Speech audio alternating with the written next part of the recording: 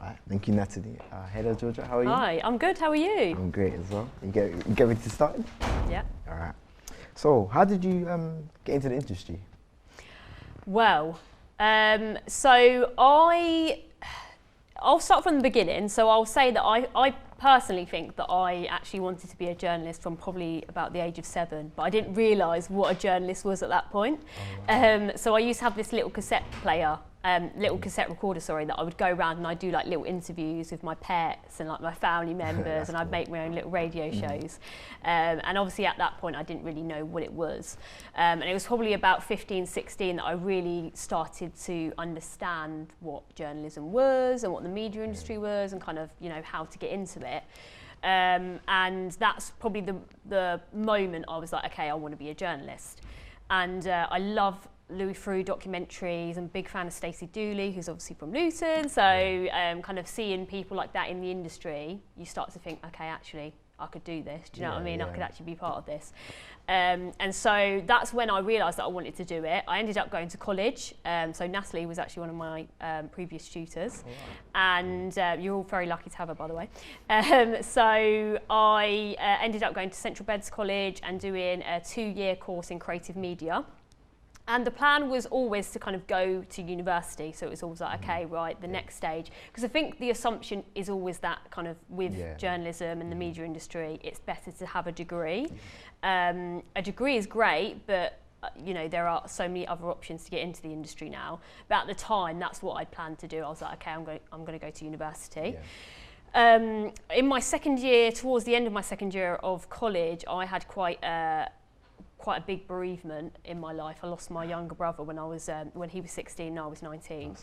And obviously that derails things completely and you end up kind of in a position where you're thinking, what do I want to do? Do I still want to do this? And I ended up going to university because I kind of felt a bit of it was more a pressure that I put on myself to kind of go and to do it, and because I still wanted to be a journalist and I assumed that was the only way in, so it was like, okay, I'm going to push myself and actively go to university. I ended up dropping out after a year just because I wasn't in the right mindset to do it. And it was really difficult actually because I felt like, okay, well that's it now. Kind of, if I'm not going to go to university, I'm not going to get a degree, I'm probably not going to work in the industry anymore. Do you know what I mean? I'm not going to be a journalist.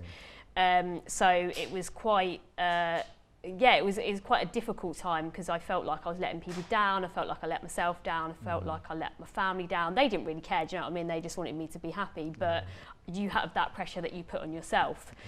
And so I ended up kind of going into jobs that I didn't particularly love and ended up kind of, I think the last job that I had before I got my apprenticeship was actually working for a plastering company. And it was in the middle of nowhere. It's like in the middle of a farm with like a portaloo, a bunch of lads just kind of like using this portaloo, and it was like in the middle of nowhere, really muddy and awful. And I just thought to myself, do you know what? It was a bit of a turning point because it was like, okay, I just don't want to be doing this, you know what I mean? I really want to try and pursue what I love most, my dream. And so I ended up, at that point, I was also doing bits and bobs around kind of my job. So I was writing, for example, I was writing stuff for free on the Huffington Post community pages. I had my own blog and I was writing on my blog. I was doing a bit of YouTube. I was doing bits and bobs kind of that were, I guess, relating to journalism, but obviously weren't part of what I was doing as my day job at that point. And I sent my blog to a guy that worked at, one of the presenters that worked at Three Counties Radio, which is now in Dunstable, used to be in Luton. Okay. And I just said, could I come on your show? Or actually, no, I sent it to him, not with the intention of kind of saying, can I come on your show? Yeah. But he read it and he was like, come, exactly. Come and be on the show and do an interview. So I went in and did this interview, and he said to me afterwards, oh my God, you've got like so many connections to the local area, you know lots of people. I didn't really, I didn't realise that I had all those connections until we'd had that conversation. And he said, you'd be great working here at Three Counties, you'd be really good. Obviously, I didn't have any qualifications at that point. I had my creative media qualification, but I didn't have a degree. I kind of hadn't had any more journalism experience. Yeah. And so he said, "I'll come over here and we can ask about work experience." So I asked about work experience. Within the space of a month, I'd got 2 weeks of work experience at 3 counties. Absolutely loved it. And within 2 days, I was like, I need to stay here. I might as well have just changed myself to the desk in the office, because I was just like, I just don't want to leave. I loved it so much. And I did that for 2 weeks, ended up asking if I could do some freelance shifts. So just doing it at that point, it was, I think it's now journalism researcher, which is the entry level role really for most parts of the industry. But it's now, so at the time it was a broadcast assistant. So I started freelancing, doing a few shifts here and there, kind of covering for people over the summer period. And then the BBC Apprenticeship came up. Which is like perfect timing really. So, and the apprenticeship was at 3 Counties Radio, or one of them was. There was 7 all based around the country, and I applied for it, and I think from my memory thousands of people applied that year, and there was only 7 positions kind of based, as I say, across different local radio stations in the country. And yeah, I ended up getting it, and I was like in complete shock, because I think there's a part of you, obviously you know you want that, and you know that you will do anything in your power to make sure that you get that opportunity, but I think there's still a part of you that it's a bit of imposter syndrome really, which you still struggle with, it doesn't matter how long you've been in the industry. But yeah, I remember just being terrified and thinking, oh my gosh, like this is like my dream is coming true, and I've kind of got to take it with both hands and run with it now. So yes, and that's what happened. So I was on the apprenticeship for 22 months, as I say, based in the local radio station in Dunstable. And then once I finished my apprenticeship, I was asked to go and work on a podcast called Beyond Today, which is a Radio 4 podcast. And I'd worked on the pilot for it, so I basically like developed it, set it up, helped set it up. And they asked me to come work on it full time.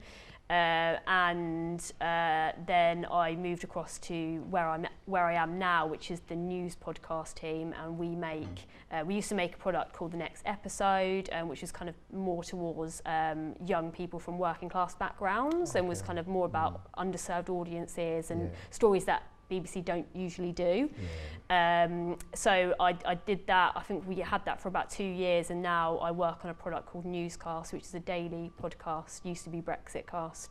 And yeah, that's where I'm at the moment. So it's kind of, it feels, well, next month it will be 6 years that I've been at the BBC. And it kind of feels like that's just gone by so quickly, and I sometimes have to pinch myself a bit, because I'm like, oh my god, I can't believe that I'm actually kind of here and this is my job. But yeah, so that's how it all started really, and I've been there, as I say, almost 6 years now. Wow, that's really good. Sounds like I was just flying by. Yeah. So what does your current job entail? So I am a podcast producer, journalist and podcast producer, but kind of at the moment my main role is to help set up the programme for the day. As I say, our main product, the product that I work on, Newscast, is kind of one of the most popular podcasts that the BBC makes. And we basically, because it's daily, it is a little bit more kind of high. It's not, I say it's not stressful. If someone that wasn't in the industry was doing it, maybe they would argue it is. But we have quite a good structure where it's like, we start our shift. So for example, if I was working on a day shift, we would start about 11, and then we would kind of set up for the episode, which we then record at 6 to 7 o'clock, and then it tends to go out kind of 8 o'clock, 9 o'clock in the evening. So it's quite a quick turnaround, and we usually cover the biggest stories of the day. So we'll kind of get other BBC reporters or correspondents, or sometimes, listeners, or we'll have to book people and produce that segment. So it's all about writing briefs, booking guests, and then we have to edit the podcast later on as well. So, and then it all gets put together, but we record it as though it's live, because it just makes our lives easier. So our presenter goes into the studio, we record for an hour with all of those segments within that time period, and then we just edit the podcast and it goes out that evening. So that's what my daily job is. Being a journalist, you end up kind of doing stuff outside of that that normal job as well. So I kind of am quite passionate about doing my own journalism and my own original stuff as well. So I do kind of a few bits and bobs in terms of like mental health. I'm working on something at the moment about the Gypsy Roma and Traveller community, and kind of the connection between hate crime and mental health. So I am very much kind of doing my own thing as well outside.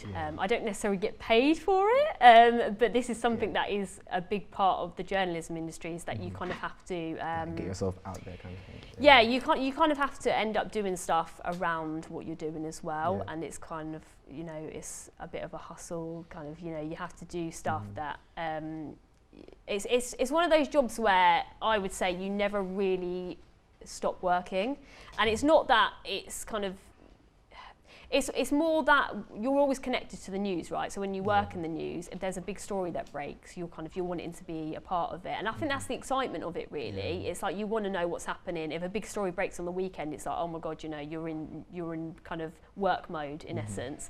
Or if you're scrolling down social media and you see a story that you think would be really great, and you want to be the first person to talk about that. Obviously straight away you're going to be like sending out messages, you're going to be trying to kind of do that story.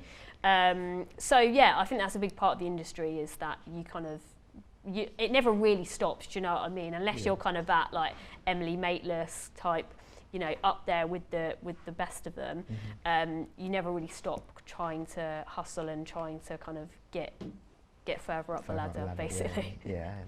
Oh yes, you see when you said you had like you did the next episode, is that yes, what it's called? Yeah. What type of like things did you do, like what episodes did you kind of like present on those type of shows? Yeah, so we did quite a mixture of different topics actually. So an example, some of the ones that I worked on anyway, I worked on an episode which was about mental health.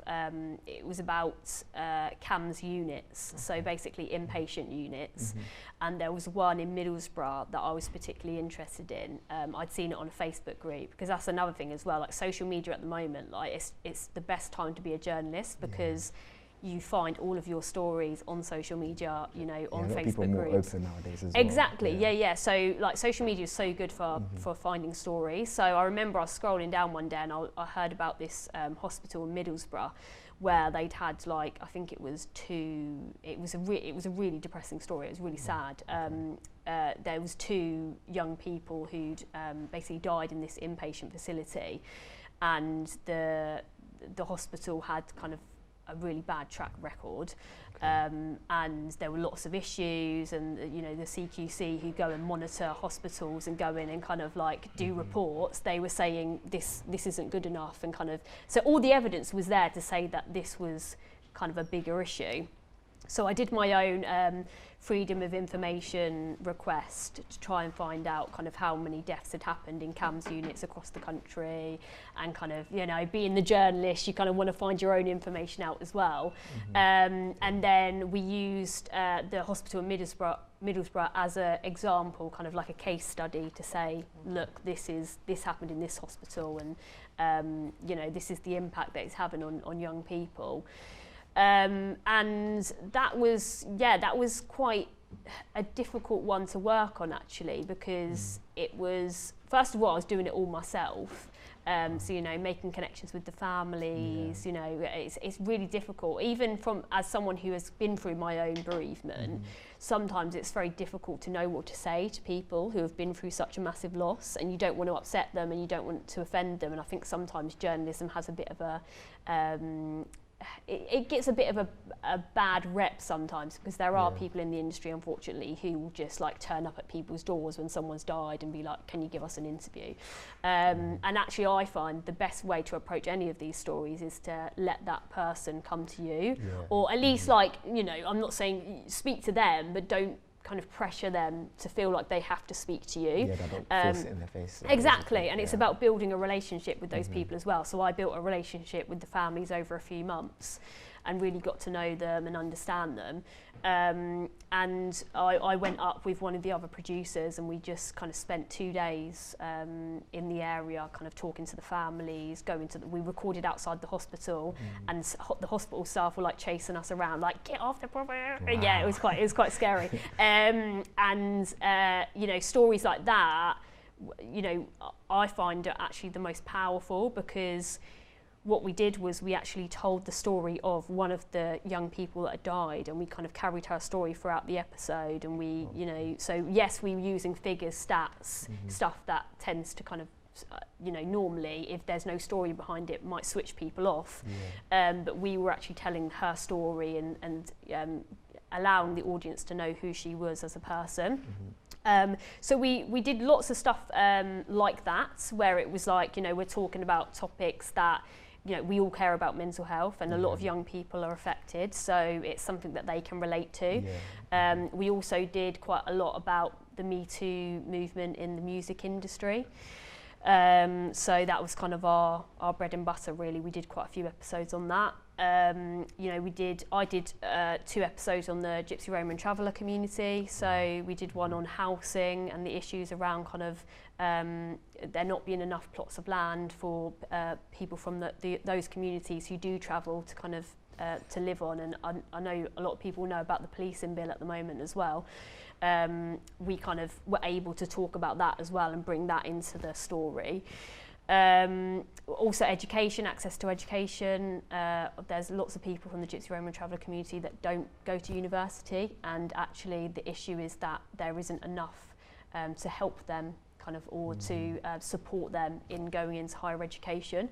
So we basically were doing stuff that, especially with the Gypsy Roman traveller community, that the BBC just weren't doing. And a lot of the stuff that we were doing was, as I say, stuff that hopefully would have really resonated with people that are not typical BBC audiences, which was the whole point in what we were doing. You know, so people from working class backgrounds, people from underserved audiences, that's kind of, what we were doing. So, and I loved it. It was an amazing podcast. The only reason we had to stop it is just because it's all about the numbers now, unfortunately. So it was, and our other podcasts obviously just perform at a higher kind of in terms of audience numbers.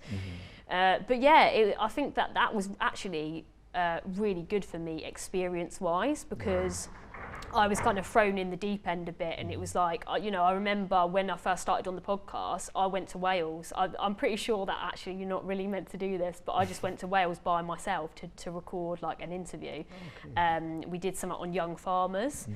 And I was just like, do you know what, I don't mind, I'm just going to go up to Wales and just like spend the weekend there kind of getting some material. And, you know, another thing we worked on, we did an episode on true crime YouTubers, and kind of this idea of, I guess, people putting out inaccurate information kind of it's more to do with the fact that a lot of these like true crime YouTubers don't necessarily realise that just the smallest bit of information that might not be correct could actually tamper, or not tamper, but kind of it can have an effect on certain cases. So for example, we touched on Andrew Gosden's case, who Andrew Gosden's like, you probably have seen him, even if you don't know his name. He's literally the face of all the missing people posters. He's the kid with the glasses and the hair, but he's been missing, I think, well, he went missing when he was 14 years old, and he'd be the same age as me now, and I'm 28. So we kind of touched on his case, and we spoke about kind of the issues with people. Like, we spoke to a true crime YouTuber who had been putting out inaccurate information, and because that case is still live, he's not been found, you know, there's kind of no information as to what happened to him. Even the smallest bit of information could actually, like, if it's not correct, could end up kind of derailing it a little bit, or people will see that and kind of you know, make assumptions. So that's kind of that's the kind of thing that we love doing, because it was like, as I say, stuff that BBC wouldn't necessarily, BBC News would be like, oh no, that's just rubbish, it's not, no one's interested in that, but lots of young people are, like true crime, young people love it, it's of massive interest. So you know, as I say, we were touching on stuff that people weren't usually, you know, talking about at BBC, and that's why I loved it so much. But I mean, I try to bring that to newscasts as well in my job that I do at the moment. You know, I try to make sure that we're talking about audiences and people that we don't often kind of you know, that we might not talk about on a daily basis, or we might not talk about those stories as much. So I really try and push. That's my whole thing, is like I'm massively into, like, I'm part of a group at BBC called BBC Raised, and it's like a staff network, and it's specifically for people from working class backgrounds, which unfortunately the media is still predominantly a certain type of person. It's changing, don't get me wrong, it is changing, and I think it's really positive, and there's been lots of changes over the last few years, especially since I came in. But it is still a place where we should have more people from underserved backgrounds and kind of you know, working class backgrounds as well. And it's very London centric sometimes as well, which I think is a bit of an issue. It's kind of, we focus too much on London when we should be kind of looking at other places. But yeah, so that for me, that's what I try to bring into my day-to-day work, is, you know, we should be touching on this, we should be talking about this community, we should be talking about these people, because actually a lot of the time it's very easy for us to just ignore it, because actually we're giving these people what they want because they're the majority, but actually we're not thinking about this community of people or these people and how they feel and what stories they want to hear.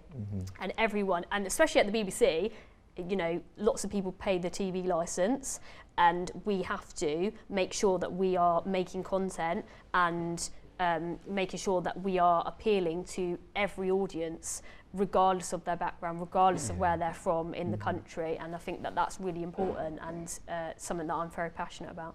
Yeah, that's good. Yeah, it will bring like more of a understanding with everyone, because a lot of people like to judge other like backgrounds and stuff like that. Yeah, exactly. If they get more of their story out there, more people understand. Yeah, exactly. I think it's really important, and I think as well, you know, when you see someone who's from your background in the industry, because it's not just about the stories we make and the audiences, it's about the people who decide what the stories are. So if you hardly have, you know, if you have hardly anyone from working class backgrounds in your organisation, or you don't have, you know, you have very few Black and Asian colleagues, or, you know, in your organisation, you're not going to necessarily get stories from those communities or those people, because you've got no one in your newsroom who is from that background. So it's really important to have that representation in the newsroom, so that those stories can come forward and people can say, well, wait a minute, we should be talking about this. You know, I bang on about it all the time in my workplace, because, as I say, I'm very keen that we do more stories for people from working class backgrounds. And you know, I'm constantly going on about it and saying to people, well, wait a minute, nobody cares. It's like we're talking a lot at the moment about the rise in gas prices and kind of, you know, the issues around the price of living. And I saw something on Twitter the other day about this woman talking about she's had to give up her 10k a year nanny for a cheaper au pair or something. And I was just thinking, like, if you heard that story, if you're someone who's struggling, you know, you listen to 5 Live on the morning and you can hear people talking about their experience, and you know, people are really struggling to either heat their house or eat. Like, they have to decide between the two, because the price is it's so expensive at the moment. Wages exactly, not changing, but exactly, and the price of living is just going up. If you see something like that, or you give space to someone who has that story, most people are just going to be rolling their eyes thinking, God's sake, like, you know, there's people who have worse situations, you know what I mean? So I always say to people, especially in my team, because a lot of people at the BBC are from a certain background. It's really important. You don't have to be from that background, you know what I mean? But it's really important that you take into consideration who listens to your podcast or who watches your content, or, do you know what I mean? You need to really consider, am I kind of, you know, highlighting that audience, or kind of representing them in essence. So I think it's really important that we have that representation on screen and on podcasts and on our website, just as much as we do behind the scenes as well, like within the organisation. All right. So what is your greatest achievement in your current role?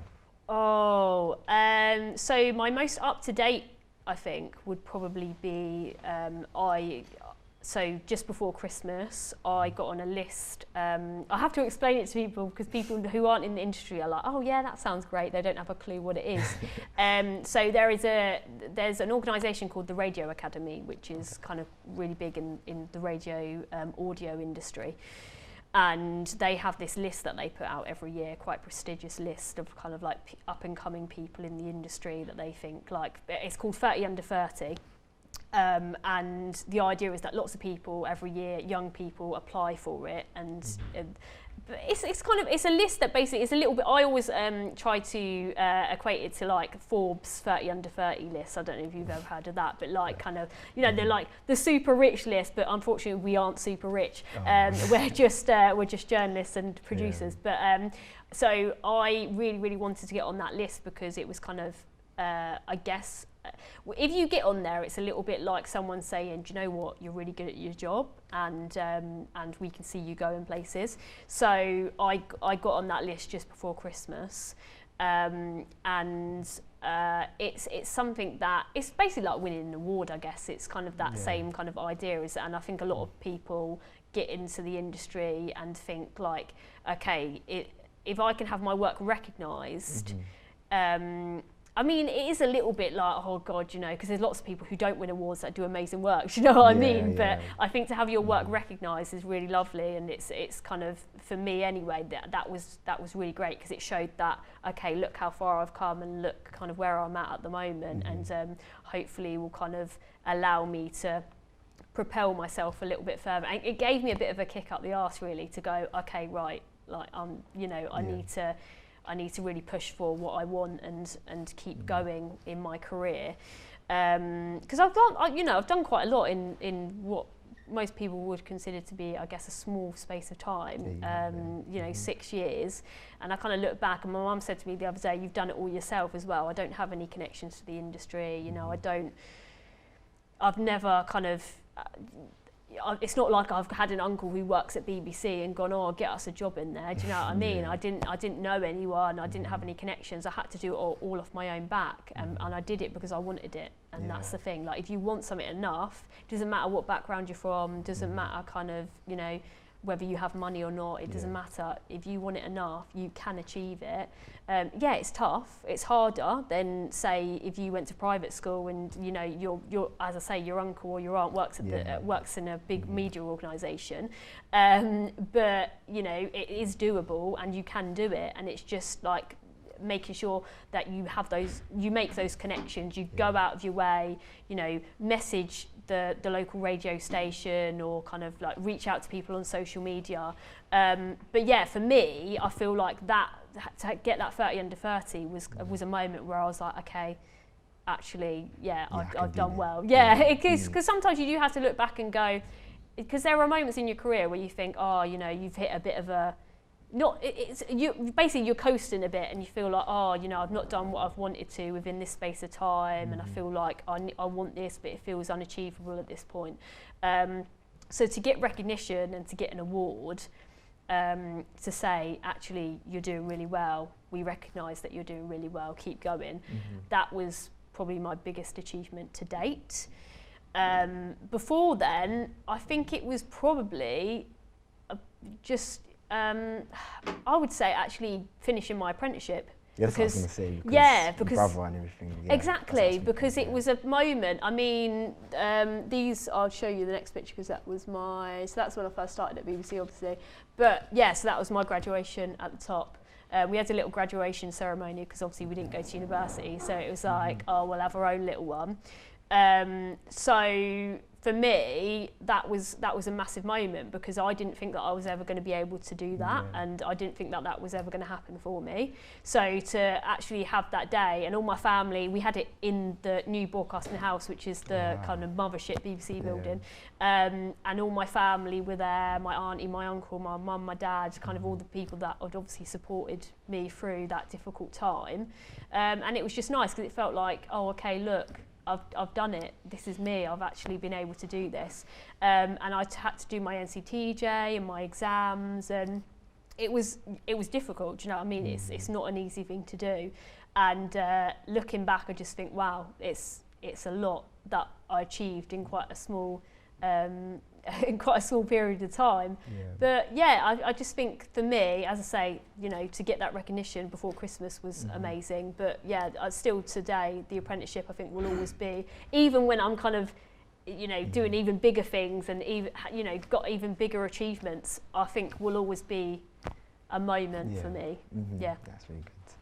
All right, so what is your most difficult challenge you faced in your role? Oh, that's a good one. That's a really good one. See, I think that things are challenging for different reasons, and I think, I mean, this example here, this was the article that we did for our podcast episode on the mental health facilities, and a lot of the mental health stories that I've done, I would say, are probably some of the most challenging. And I kind of was talking about that, you know, connection to family members and talking to people that have been bereaved. And actually, I feel as though that is probably the most challenging part of being a journalist sometimes, is that actually you have to, you kind of, it's not that you leave your emotions at the door, because I think a big part of being a good journalist is empathy and understanding and relating to people, and not just going in and being like, right, can we have your story, and then going away and never speaking to that person again. I don't think that is journalism that should be kind of encouraged, and I know it has been previously in the industry, but I think especially now at the BBC, it's something that I feel quite passionate about, that we should, you know, we should build relationships with people. We should try and kind of not just go in there and, as I say, take people's stories without building that relationship. Exactly, and kind of getting that trust from them. I think trust is a big thing in journalism. Like, it's all about trust. And if you have connections to certain communities and certain people, you don't ever want to betray that trust. And it's really important that you kind of maintain that. So I would say that mental health story was very challenging, as I say, because it was, you know, building up those contacts, but also talking about something that is, you know, we're talking about really awful situations that people have been in, and kind of, you know, talking to people family members that are just quite traumatised, actually. I mean, one of the dads that I spoke to, at the time we spoke to him on the podcast, his daughter was still alive, and his daughter died 2 months after we made the podcast. So, and I messaged him and I just said, you know, I'm really sorry. It was awful, because obviously I'd spoken to him and he's in the podcast talking about how he wants to try and get his daughter out of this hospital. And then, his daughter unfortunately died a few months later, and it was really challenging because it brings all of your own emotions to the surface, and it kind of, you're going kind of back over stuff that you yourself have been through. And I've done stuff on grief as well. I've done a few stories on grief. I mean, my most recent mental health story that I did, this is actually one of the most challenging things, right? So I am really bad at maths, like shockingly bad at maths. I didn't get a maths GCSE, and I had to actually do my functional skills maths when I was on the apprenticeship. So I'd always kind of like written myself off as being awful at maths. Turns out I'm not actually awful at maths, but it's just, for me, it's about organisation, and it's about actually like kind of breaking down stuff. So I wanted to do a story about the impact that the lockdown had on referrals for mental health services, specifically, as I say, CAMHS, because I'd already done stuff on CAMHS. And so I actually did a massive freedom of information request, which was I sent. So if anyone that doesn't know what freedom of information is, it's basically you send off a letter or an email to an organisation asking for information, and if it is a public, a public place, or kind of more specifically, you kind of send it to like the government or NHS, they have to reply to that, so they have to give you that information. I mean, they'll come up with excuses as to why they can't, but I mean, the rules, if you look, you know, Freedom of Information Acts can be kind of the best thing in journalism, because you can get such amazing, you know, exclusive stats or data that actually no one else will have. So I was like, okay, I'm going to send freedom of information requests to like, I think altogether it was like 45, 50 NHS trusts. By myself, right? So I was doing this story completely like around my day job, as I say, because this was kind of at a point where I wasn't able to do that as my day job, so I had to kind of do it outside, or on my spare days, like if I had a day off work.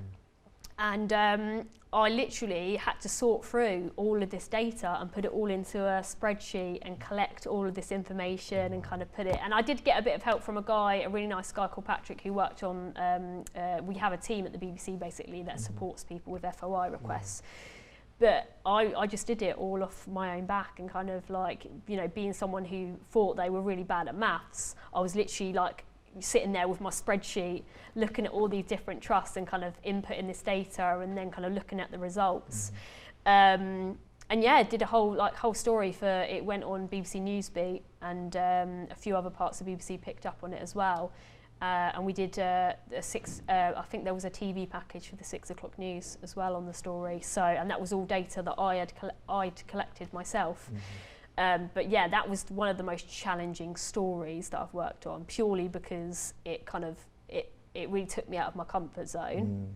I feel like I'm most comfortable talking to people about their stories, and that's where I'm like, yeah, okay, this is what I love most.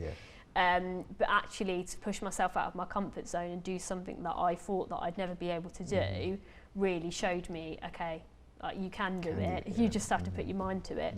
So yeah, that was one of the most challenging stories. And in terms of like challenging just generally, probably the apprenticeship was the most challenging, purely because of the mindset and kind of the change in, I went from someone who, after my brother died, I became a bit of a recluse and didn't like, for some period of time, wasn't really like going out, doing anything socially, wasn't kind of around, you know, lots of people. And suddenly I was pushed into the situation where I had these lot, where we were literally like living in each other's, I mean, we were staying in hotels, kind of like we would go off and we would do like 2 or 3 weeks in different parts of the country, training, staying in hotels together. By the end of it, I mean, when I first started, I was literally in tears because I was like, how am I going to deal with these people? Because they're a loud bunch, let me tell you that. Like, there's, you know, journalists are full of themselves. So we're all just like, you know, full of ourselves in the same room, kind of like trying to get everyone's attention. Very loud people. And by the end of it, we were just like best mates and, you know, spending time with each other, being in each other's, like, you know, spending the evenings together in each other's hotel rooms, just sitting there eating pizza and watching telly, and kind of, yeah, you end up becoming really good friends with people because you spend kind of, it's a bit like university. We kind of had our university experience because it's you know, you go off to halls, you spend time with people in close proximity, and you're kind of, it makes or breaks friendships in essence. And actually, like, a lot of these people I'm still really good friends with. Actually, not a lot of them are still at the BBC, weirdly. But yeah, so I mean, because that's the thing. Once you've got the apprenticeship, you can go anywhere you want. Really, it's not a case of you don't have to stay at the BBC for the rest of your life. You don't have to be a lifer. So yeah, I feel like that was definitely a challenge for me socially and kind of mentally as well, because as I say, I hadn't lived away from home either. I hadn't really like kind of been away from my house and my family. So yeah, for almost 2 years I was kind of travelling around the country, Manchester, Evesham, weirdly enough, Birmingham. Like, Birmingham became a second home to me. I even picked up the accent, I don't know why. I've got a strange thing where I tend to pick up other people's accents. It's a bit weird. You know, but started travelling around the country and kind of really like pushed out of my comfort zone. And I think that was the building blocks to becoming a really good journalist, and probably the reason why I have the confidence now to do the stories that I do. So. Wow, all right. So what's the other roles have you had? So, well, straight out of my apprenticeship, weirdly, I was actually offered a staff job at Three Counties. So in the industry, obviously I'm speaking from the BBC because that is literally the only place that I've worked professionally. But I know that other industries do have a very similar system where when you start working somewhere, a lot of the time you get like a fixed term contract. Okay. So it's like 3 or 6 months, or can be a year. And then they renew it after that. So it tends to be like, okay, you've got a 6-month contract, we're going to renew it for another 6 months, we're going to renew it for another 6 months.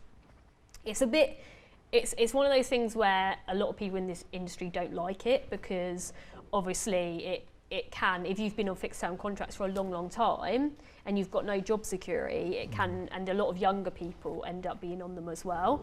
So that can be quite difficult. But actually, when you first start in the industry, they're quite good, because it means that you can move around to different parts. You're not kind of stuck to one place. Okay. Three Counties offered me a staff contract, and a staff contract is literally like gold dust at the BBC. So it's like, if you get a staff contract, it's like, oh my God, that's the best thing ever. To a lot of people, that's the best thing ever. So they offered me a staff contract, and then Beyond Today, the guy who ran that, a guy called John Shields, messaged me and said, oh, do you want to come and work on Beyond Today? We'll offer you a fixed term contract. And it was like 6 months. So I was turning down a staff contract, which meant that, like, basically, you know, I'd be secure in my job, and I wouldn't have to worry about losing my job to do a 6-month contract. Wow. But that's like, you know, I at that point I knew, local radio is amazing, by the way, like a really great place to start, and I'd highly suggest that everyone starts there, because it's, you can do anything in local radio. You can report, you can present, you can you know, do digital videos, whatever you want to do, you can do in local radio, and people have the time for you. Whereas in London, you know, network as we call it, people are very busy and they don't really want to give you the time. So it's actually really good, because once you've got all those skills, all the best people in network came from local radio. Because you learn everything, and once you're in network, people want you to know it all. They're expecting you to already know all this stuff, so it's not really the best place to learn. You can make mistakes in local radio as well, like the amount of mistakes that I made in my job when I was in local radio, like that I wouldn't be able to get away with now, is being in network. So it's a really good place to start. But I knew that was basically that was the point. I was like, okay, I need to move on now. Like, I want to move to the next stage, and I want to progress. And in local radio, it takes quite a long time to progress to the next level. So I took a job as a researcher at Beyond Today, and then I was a researcher for, and researcher again is like an entry level job. So in radio, it's like journalism researcher, or BA as it was when I was there. And then researcher is kind of, I guess maybe the next level is slightly above that, but it's still an entry level role. So for example, if you came out of university, you would probably be applying for researcher roles. So I was a researcher role / like, we kind of refer to ourselves as assistant producers, because we were basically still like producing stuff, but our jobs, the pay was researcher. And then I did that for 7 months, and then the next episode was being set up, and they were basically looking for people from similar backgrounds to myself to come and work on it, because obviously we know that audience and we understand kind of the stories and the, you know, places outside of London. So I was offered a development contract as a broadcast journalist, and I did that for, I think it was a year. So I was on fixed term contracts again, still. Did that for a year, and then I got literally just before the pandemic started, I got my staff job on my current team.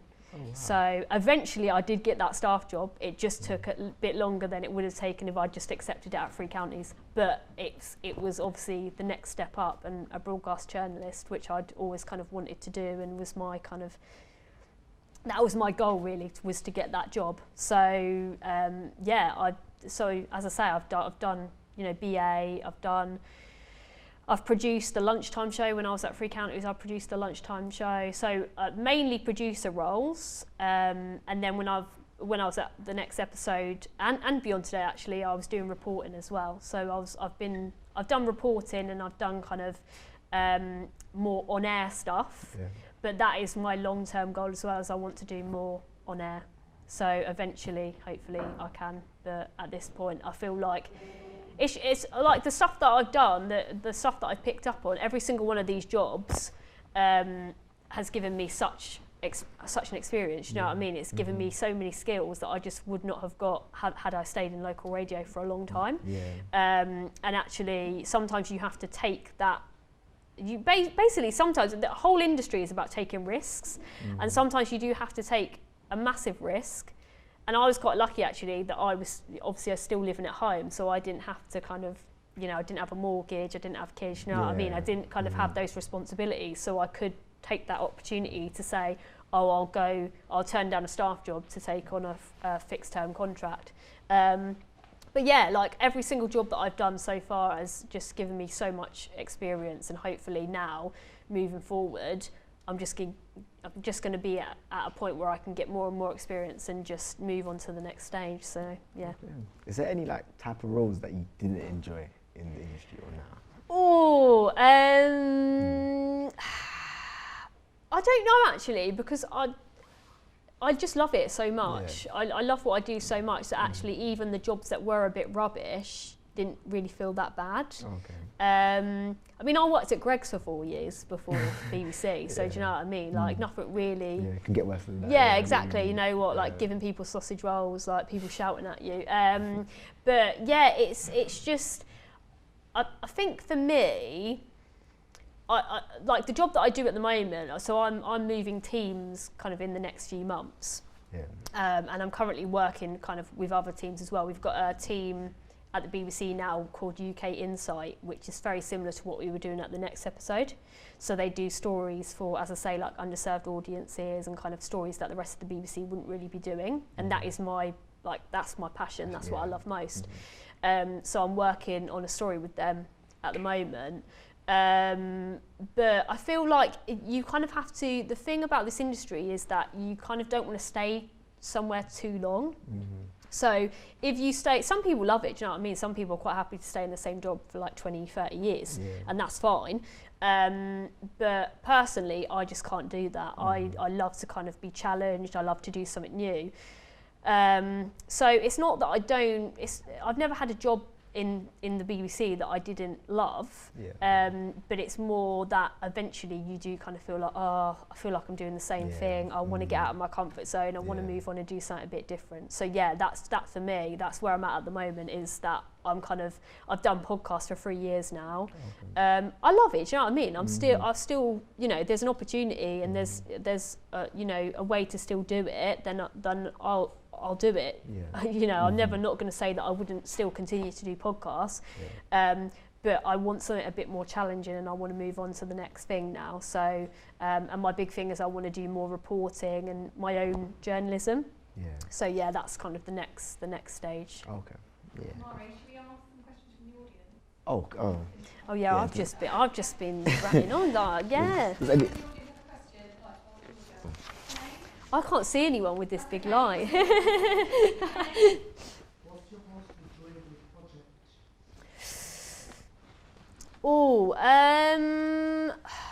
What's my most enjoyable project? I think it depends what I'm doing, really. I feel like when I do the original journalism, that for me is the thing that I'm most passionate about, because I love meeting new people. I love to kind of you know, as I say, get out of my comfort zone and do things that I wouldn't usually do. So the original journalism for me is the thing that I love most. That being said, you know, I've worked on some stuff for Newscast where I have been like the main producer, and I've kind of produced it myself. I've done it all myself. We did something just before Christmas. Actually, no, I think it might have been the Christmas before, actually. We did a collab with Griefcast, which is like a podcast for people. Basically, it's a comedian who kind of interviews other comedians and famous people about their grief and kind of their experience with it. And it's not sad, you know what I mean? It's actually quite uplifting, and there's lots of like nice things in there. And I've done stuff before where I think the stuff that I worked on a Newscast, where I've been in complete control of it and I've kind of produced it myself and I've set it up and I've kind of done it all. I mean, we did something on on Friday about Stephen Port, who was basically the guy who, I don't know if anyone's seen it, but there's a drama on BBC called Four Lives, which is about this guy who, this murderer who basically would meet guys online, so on like dating apps and stuff, and I think it was 4 young men that he killed. And it's like a really awful story, but we ended up doing it on Friday, and we got one of the mums on to speak about her son, and we did like a breakdown of the story, and I kind of really had to push for that. I really kind of had to, this is another thing as well, like in the industry, you really have to advocate for yourself, and you really have to believe in your ideas, and not take no for an answer, like just don't take no for an answer basically. If someone turns around to you and says, oh, you know, I just don't think it'll work, I don't think the audience care, it's too late to do it, rah, rah, rah, you really need to go, no, like we need to do this. And I really had to push for that, and actually we got loads of emails from people saying, this was so powerful, thank you for doing this, like, you know, really, like they felt really touched by Sarah's story and her talking about it. So that, like those kind of projects are the things that I'm most passionate about, and I care a lot about, because those are the things that really touch other people and really kind of, like it's emotive, and it kind of makes people want to reach out and say, hey, I listened to this, you know, this is powerful stuff. So yeah, that's what I'm most passionate about. Yeah, it's just basically you want to make sure that you've like obviously made someone else happy, or like express their type of what do you call it, like their background as well. Yeah, exactly. Yeah, I think the stories that you do, like any of the mental health stuff that I do, I can guarantee people will reach out and say to me like, thank you so much for doing this. This is really powerful. Stuff that I did on Gypsy Roman Traveller community.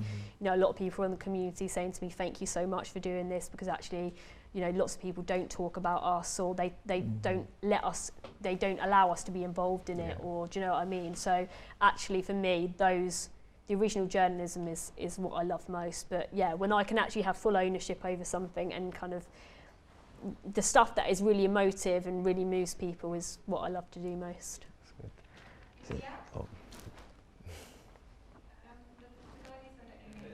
Is there a specific job title that you want to achieve and stay in, or do you always see yourself kind of moving on to doing new things? Oh, that is a good question. I think that,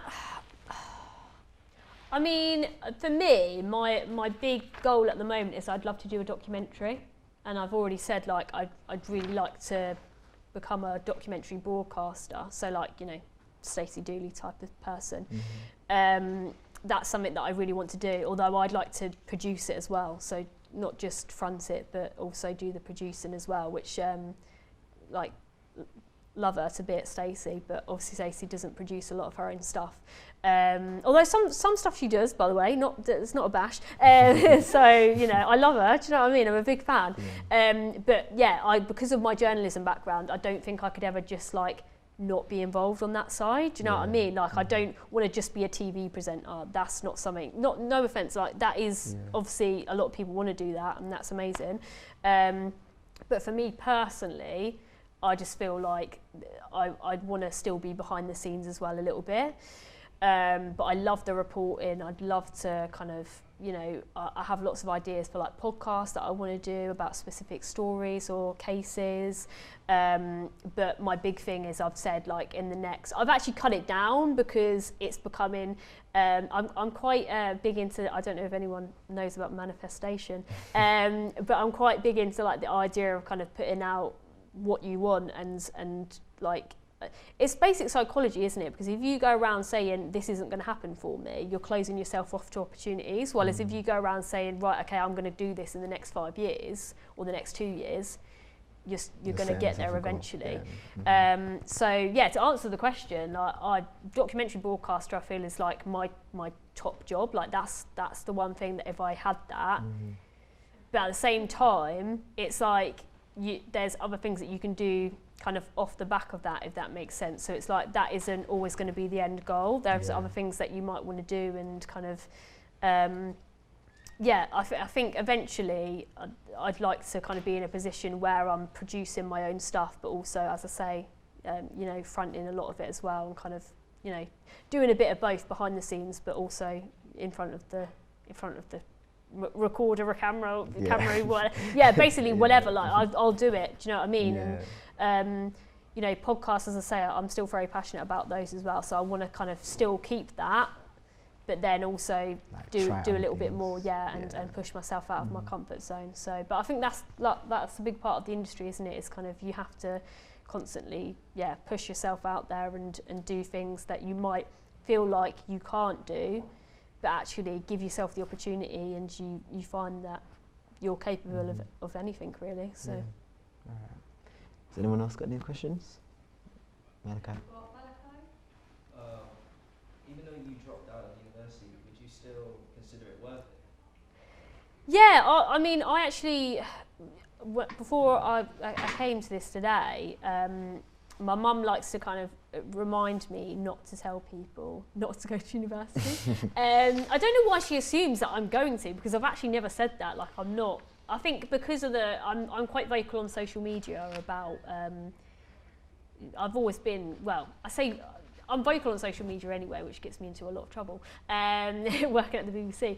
But I have always kind of put out there that I do believe, because there is still a bit of a mentality that you have to have a degree to be successful in this industry. And actually it's, personally, I've seen, as I say, a lot of the apprenticeships, and we've also got something that used to be called the JTS, but is now the Advanced Apprenticeship. So it's basically the equivalent of getting a master's degree, but on an apprenticeship. Yeah. So I personally think that actually, but the message that I'm trying to put across when I'm saying that is not anti-university, but it's more kind of that there are other options. So I would say yes, like having a degree is great, and if that's for you and you want to do it, because a lot of people go to university for the experience as well. It's not just about getting the degree, it's about kind of moving out and finding your independence and kind of just living in another place as well, which that's a lot of the reason why people go to university now. But personally, I would say yes, I think that a degree is still worth it, but if you don't want to, if you're more about working and you want to go straight into the work world, and you don't particularly want to kind of have the experience of university, there are other options. Not just BBC. Yes, BBC were one of the first people to start doing apprenticeships. This year, I think they've taken on, I was so shocked by the numbers when I saw it. I think they've taken on like 1,000 apprentices. Wow. Like, I think it's something like that. I think, is it 1,000? That might be wrong. Don't hold me to that. But like, they've taken on like loads of apprenticeships this year, and actually, for them, that's also a way to get people in who aren't from traditional backgrounds, because actually, a lot of people. University is expensive as well. It is quite expensive, and you don't necessarily. Some people don't have the money to be able to kind of put themselves through university as well. So with the apprenticeship, you're getting paid, you're being able to work, but you're also getting your qualification at the same time. Because you still have to get a lot of places still want you to have the NCTJ. So I think some universities do actually do the NCTJ as part of your course. But sometimes you still have to do the NCTJ anyway. So I would say, yes, still think about going to university, but if university's not for you, that's not the end of the world. Like, as I say, ICV do apprenticeships now, Channel 5 have started doing them, Channel 4 as well. There's also like creative access schemes, there's lots of different schemes that are run by charities as well to try and get people into the industry.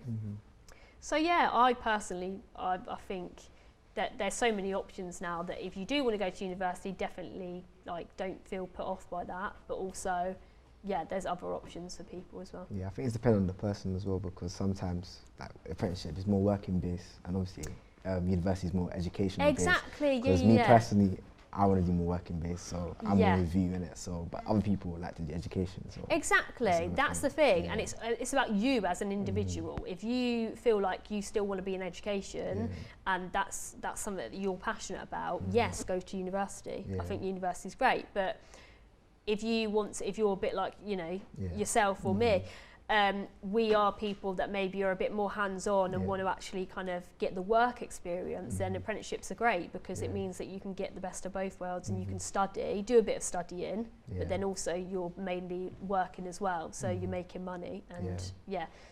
I can't say enough about the apprenticeship really, and I just think that actually there are other places that do them, and I've heard great things about a lot of the other media organisations as well.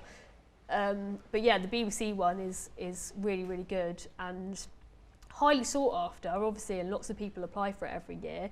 But even if it's like, if you have, I'm trying to think when they start, I think it's around March time they start advertising the apprenticeships, and then people start kind of September later on in the year. But the thing is that you could like have your application for university, but you can also apply for the apprenticeship. So you don't have to kind of limit yourself. You don't have to say, oh right, I'm only going to apply for the apprenticeship, and then obviously if you didn't get the apprenticeship, you'd be not stuffed, but you know, you'd like feel like you didn't know what you were doing after that. You can have like all these different options. I've spoken to a number of people who applied for this year's apprenticeship who basically said, if I don't get the apprenticeship, I'm going to go to university and this is the course that I'm going to take. But their first preference was obviously to get on the apprenticeship. So yeah, there's so many different options now, and I feel like you do what you feel is right as an individual, and it's, as you say, a lot to do with your personality. Is there one more question from the middle? Yeah, I think Sabea had one. Okay, go on then. Just conscious then that Georgia's got 2 more personalities to after, so we just finished with Sabea, okay? What course did you take at college, and how did that help you in the industry? So I took I think at the time it's, I don't know what it would be referred to as now, but it was a level 3 creative media course. So you got kind of your TV production, video production, journalism. I think there was kind of like some radio stuff in there as well. So it's kind of a good mixture of different things that you would do in the industry. I think our course, and I know that obviously now with everything that's changing, when I was in college, you wouldn't have the stuff that you have now in terms of kind of for example, Final Cut, I don't know if anyone uses Final Cut, but Final Cut X, I mean, that system is so easy to use. Like, it's such a kind of, you can do anything really with the technology that you have nowadays. But when I was in college, I think it was a really good place to learn the basics. And I mean, we had a college newspaper as well, so it was quite a good, I mean, it kind of, when you look back, it was kind of like you're playing journalist. It's like, but it was a good opportunity to actually kind of understand how it might be in the real industry. You have to work to deadlines, you have to kind of, you have to go out and interview people, you have to make sure that kind of, you're professional when you turn up and that you're on time, and actually that is part of being a journalist. So a lot of the skills that you're learning now in college are stuff that you will have to apply to the real world and the real industry. And actually that's so valuable, because not just the stuff that you're using, the technology, kind of the editing software, the cameras, the stuff that you're using is probably going to be to industry standard anyway. But the skills that you're learning right now are stuff that you will apply to journalism, or the media industry, wherever it is that you want to go. So I know that in college we were doing different units that kind of, radio production, as I say, we were doing video production, making our own music videos, kind of doing stuff that actually, when looking back, a lot of the things that we were doing in college are still things that I do today. Do you know what I mean? But yes, okay, it might be it's obviously for a big organisation, but the skills are things that you will take with you into the industry, and I think that that's really important, because just the basic things about being a journalist, communication skills, interview skills, empathy, professionalism, timekeeping, organisation, those are all things that you are learning right now, doing what you're doing, and those are things that you will then have to apply to the industry. So I think that actually so many of these courses are so valuable, and a lot of people I know in the industry have done creative media courses in college. So amazing opportunity, I think, to learn the skills that you need for the real world. Okay. Well, thank you for your time, and No worries. Thank you so much. hope you have a great career. Oh, Yeah. thank you. Honestly, and you know, if anyone ever kind of needs a bit of advice or kind of, you know, especially if you're applying for stuff or you just kind of want to ask. I mean, I'm on social media. Do you know what I mean? Drop me a message. I don't mind. But yeah, I kind of feel like all of you are in a really good place doing the course that you're doing, and I think the industry, it's the best time to be in this industry, if I'm honest with you, with all the stuff that's happening at the moment and all the stories.